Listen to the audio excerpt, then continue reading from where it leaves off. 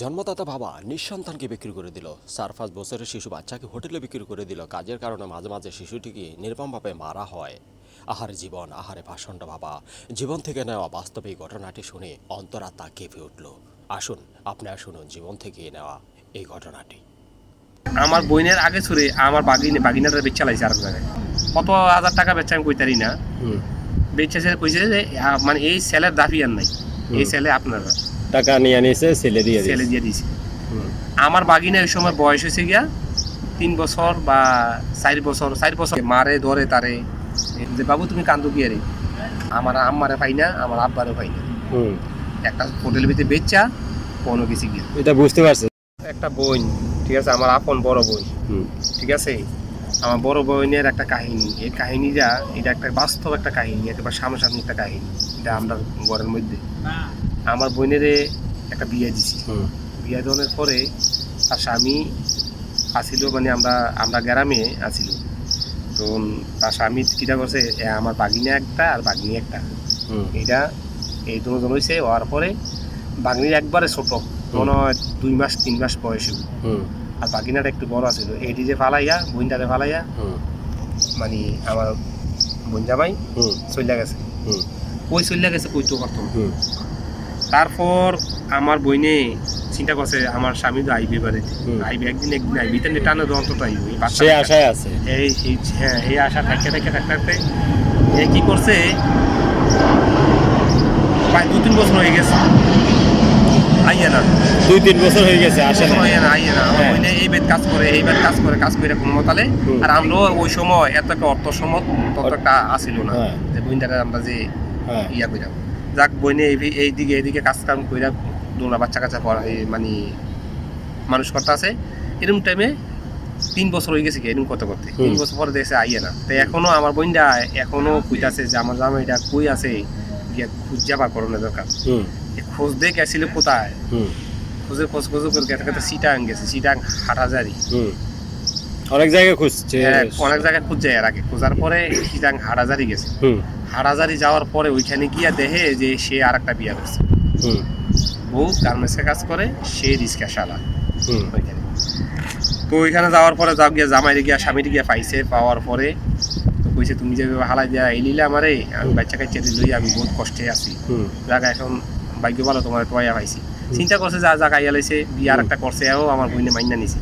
খালি বলে আমার বইনে কি করছে, কইছে ঠিক আছে তুমি আমার খাবার লাগতো না, তুমি আমার কামাই করে কোনো খানা খাবার লাগতো না, শুরু করে বাচ্চা দিয়ে তার সামনে একটু থাকতো ওই সার। আমি কইতাম যে আমার বাচ্চাদের বাপ আছে এখন। আমার বইনে কি করছে, গিয়ে গার্মেন্টসে আমরা ভর্তি হয়ে গেছে ওইখানে যাইয়া। তাই গার্মেন্টসে কাজ করে খাইতে আছে আমার বইনে। সে কি করছে, আমার বইনের আগে ছুড়ে আমার বাগিনাটা বেচা লাইছে আর জায়গায়। আপনার বাগিনারে বেচা লাইছে আর জায়গায়। এক হোটেলের মধ্যে বেচছে, খুব আফসোস। কিরকম বেচছে, যে এই হোটেলটার ভিতরে বেচছে এই হোটেলটার ভিতরে কাজ করবো, এরকম বেচা বেচছে যে এই হেয়ার দাফি আর নাই। কত হাজার টাকা বেচছে আমি কইতারি না। বেচেছে কইছে যে মানে এই সেলের দাফি আর নাই, এই সেলে আপনারা টাকা নিয়ে নিয়েছে, ছেলে দিয়ে দিয়েছে। আমার বাগিনা ওই সময় বয়স হয়েছে গিয়া 3 বছর বা 4 বছর বয়সের মতন, এরকম 3.5-4 বছর মতন বয়স। তখন আমার বাগিনা তো এই সময় তো এখনো যে 4 বছর বাচ্চারা যেটুকু বুঝে, ওই সময় বাচ্চারা এখন এতটুকু বুঝতো না। ঠিক আছে নি? ঠিক আছে। তো এখন তো এরপরেও বাগিনা মনে মনে ভাবছে, আরে ফেরেশতা আছে সাথে, মনে মনে ভাবছে যে আরে আমার দিয়ে মারে ধরে তারে, ওই বাগিনারে মারে ইয়া করে, এই তুই কিছু একটা ছোট মানুষ না, কাজ ভাঙ্গা লাইলে বা একটা কাপ ভাঙ্গা লাইলে এর মারে ধরে। পরে আমার বইনে কইলাম পাইতাছে না বাগিনারে। আমার বইনে কইলাম বহুত পাইতে পাগলের মতো হয়ে গেছে।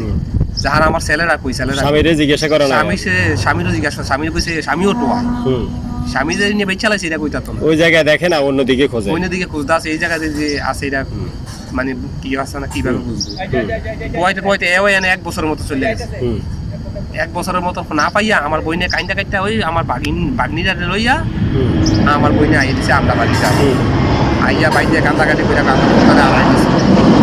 আমরাও চিন্তা করলাম আসলে আড়াই দিছে জায়গা, আমরা কি করছি আর ইয়া করছি না, আমরাও আর এত একটা তত্ত্ব তালাছি যে বইনে যখন পাইছে না 1 বছর ধরে, আর কি পাওয়া যাবে। আচ্ছা যাক, কিভাবে আমার বাগিনা 1 বছর পরে মাথায় আইছে আইয়া চিটাগাং কোন একটা রেল স্টেশনে, বয়স তখন 5 বছর। হ্যাঁ এরকমই বললো, হ্যাঁ 5 বছর।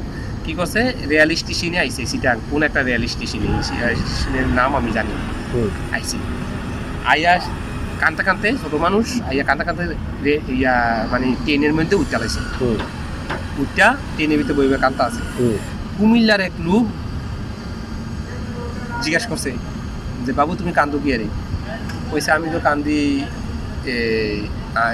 আমার মা আমার আম্মারে পাই না, আমার আব্বারে পাই না। তো তুমি কোন তুমি আড়াইছো আমার বাপে আমারে একটা হোটেলের ভিতরে বেচা কোনো গেছি গিয়ে। এটা বুঝতে পারছে যে এটা 4 বছর। হ্যাঁ হ্যাঁ বুঝছি যে আমার বেচারে গেছি।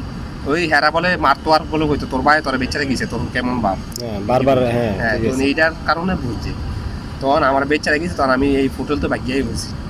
তো কইছে তোমার তুমি ওকে যাইবা কোনো? আমার মামার বাড়িতে। মামার বাড়ি কোনো? কুমিল্লা। তো মামার বাড়ির নাম বললো। হ্যাঁ হ্যাঁ জানেন। তো এখন গিয়া কইতাছে কুমিল্লা কোন জায়গায় কি আসি বিষয়? কয় আমার এক খালার বাড়ি আছে। কনে কয় কুমিল্লা কংসনগর। এই কংসনগর কইতে পারবো, কংসনগর কোন গ্রাম কোন কি এটা আর কইতে পারে না। পরে এরপরে কি করছে, এরপরে কইছে ঠিক আছে তোমার আমি কুমিল্লা নামাইয়া তখন গাড়ির ভিতরে তুলে কংসনগর গিয়ে নামাইবো গাড়িওয়ালা। হে আইয়া নামছে কুমিল্লা, নামে সেটা গাড়ি এই কুমিল্লা শাসন গাছার মধ্যে গেছে, যাইয়া ওইখানে গিয়ে কংসনগরের গাড়ির ভিতরে উড়ে দিছে, দিয়া কইছে এই বাচ্চারারে কংসনগর বাজারও নামাই দিই। গাড়িওয়ালার কয়ে দিছে টাকা বাড়া দিয়ে দিছে, দিয়া বাস গেছি গিয়া। কুমিল্লা কংসনগর গিয়া যেন গাড়ি থামে ওইখানে গিয়ে নামছে, নামে এসে ওইখানে গিয়ে বইবে কান্তা আছে। হঠাৎ করে আল্লাহর কি মেহেরবান, আমার যে বোন আছে আর একটা বোন কংসনগর থেকে গেছে।